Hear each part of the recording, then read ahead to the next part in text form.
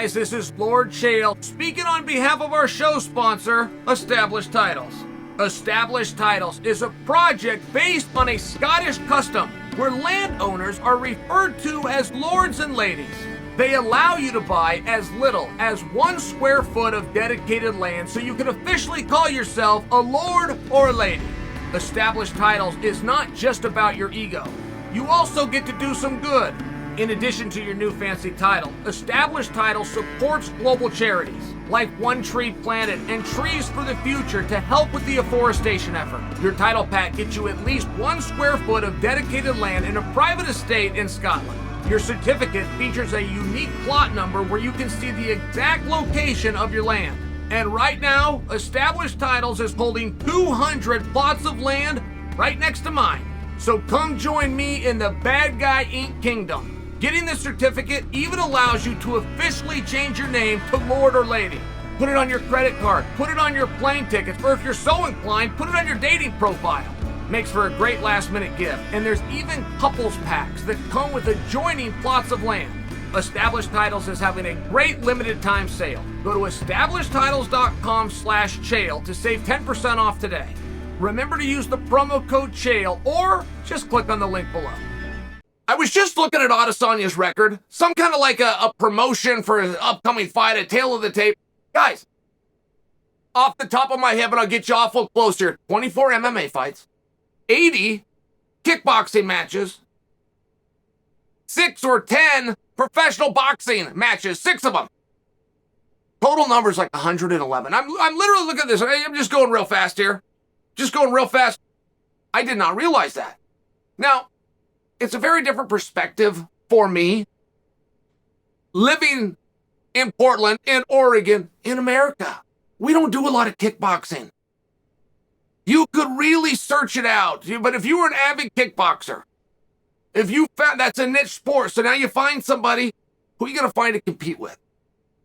If you find somebody to compete with, who's going to host it?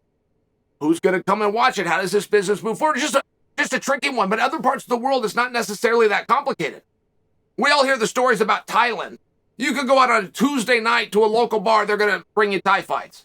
And someone else will do it on Wednesday and Thursday, Friday. We hear those stories, but we don't have that here with any kind of combat sport. We don't have wrestling on a yearly basis every day. We don't have judo. We don't have karate. We don't have amateur boxing. I'll just share with you, Izzy was able to find 80 kickboxing matches. What a circuit.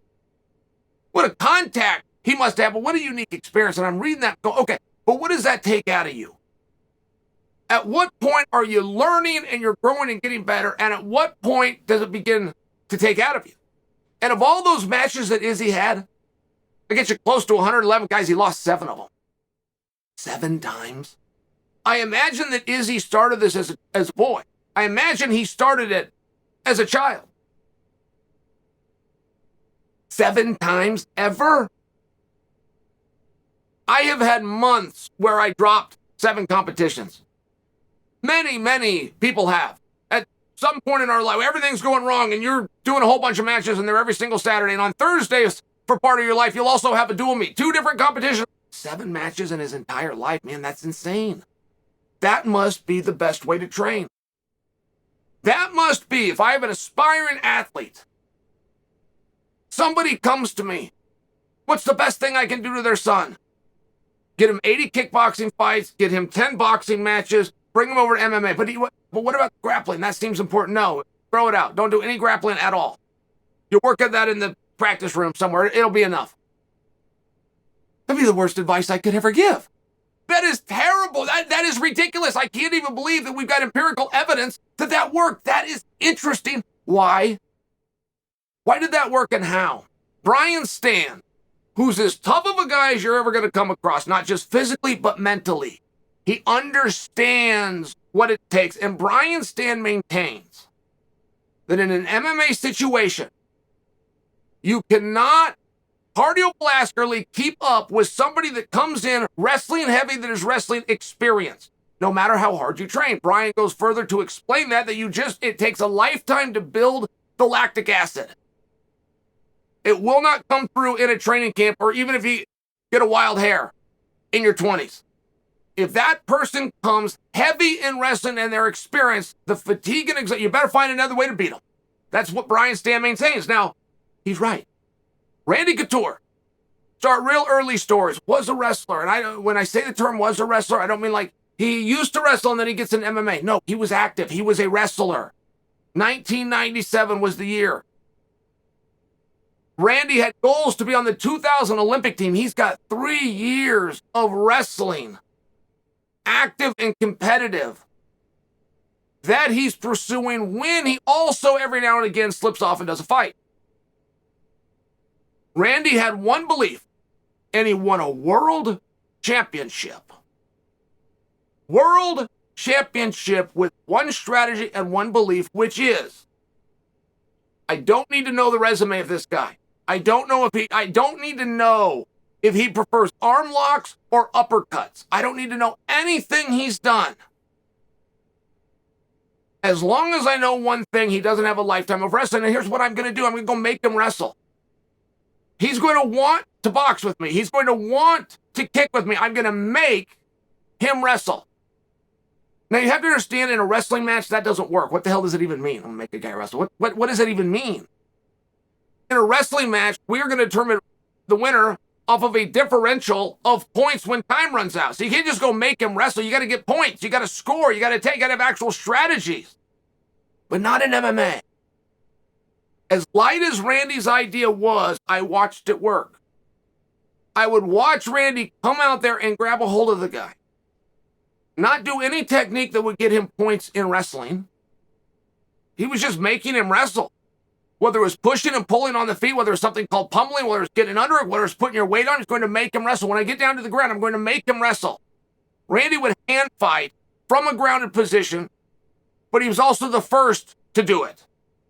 He would hand, just like he was on his feet pummeling in a Greco-Roman match, he would do that on the mat. He's making the guy wrestle. Just make him wrestle. Just make him wrestle. Because Randy had a belief that no matter who he is, no matter what he's done, very similar to what Brian Stann said, if he hasn't done a lifetime of it, no matter how prepared, skilled he is, he can't do this. And that's a very real thing in life. I had a run. I despise running. You guys can relate to me. I despise running. And I had a run that I did, and it required so damn much mental toughness just to put the shoes on and get out the door, because I didn't like running that much. But it was 1.6 miles. That's not a big ask of anybody, let alone a professional athlete. That's not a big ask. In many gyms, that's called your warm-up. In other gyms, that's called your cool-down. This is all in. This is all that I'm going to do. Now, there is a trick to it, which is, I'm going to go pretty hard. I'm going to push myself. But moreover, I did it into a mountain. The city that I live in of West Lynn is a city built into a mountain. It's a wonderful place to go outside and get your own exercise, because you're going to have flat areas, and then you're going to have a little bit of a graded area, and then you're going to have to come back up a hill. But as soon as you get up there, you're going to come back to a flat area, back down a little bit, back up a hill. Great place to go run, but I had these built-in things, and I would run the whole thing until I got to the incline. That's where I would push. And it was hard. 20 and 30-second spurts, that was it. A little bit of a recovery time. 20 and 30-second spurts. I did this run, and the run took me about 11 and a half to 12 minutes, but I did this run with a friend, and the friend was just in town for the night, who did marathons. She competed and did marathons, half marathons, full marathons, 10K, 5K, right? Excellent shape. But wasn't used to running the hills. She was exhausted. She came in just behind me. Now, in fairness, she had to be behind me because she's never done the run. She kind of needs me in front to show her where to go. She said she was exhausted. Said that was way harder than doing a marathon. Now, it's 11 and a half minutes. 11 and a half minutes of running. How could 11 and a half minutes of running be more difficult than 2 hours and 40 minutes of running? How? Well, different fatigue. It's a different conditioning when you go into an exercise that you're not used to. So Israel Adesanya, in my final analysis, is proving to us, right? This has never been done. Got an amateur bet. We see guys come over for football. We've seen guys come over from damn near everything at some point. But to purely be MMA, absolutely no grappling, no competitions that we've ever seen anywhere. No wrestling matches, no jiu-jitsu, no sambo, none. So that's all done in the practice room. All of it is done in the practice room. How good would you be at something if you were never going to show it to the world? If mom and dad were never going to come down and watch you, how good would you get at something? How could you? What would your motivation be? Why would you work so hard? He did it, and he did it in the practice room. And as I study those numbers, it also makes me reflect on Adesanya's fights, which is not the principle that Randy Couture won a world title with. Nobody's made him wrestle. Yoel Romero didn't make him wrestle. Brunson didn't make him wrestle. I bring those guys because these are excellent competitors. Adesanya does get to keep that range. He does have a distance. When guys who are good at wrestling do wrestle, sometimes they get the position, but they don't wear him out. They don't tire him down. They don't make him wrestle because he finds a way back up and he goes back to his range. Very hard to do. Takes an immense amount of skill. I can't think of anybody else in the sport where I could provide that same example. But it does at least leave me with one thought, which is a future competitor of Adesanya might be wise. Somewhere along the way, consider doing it. Make him wrestle.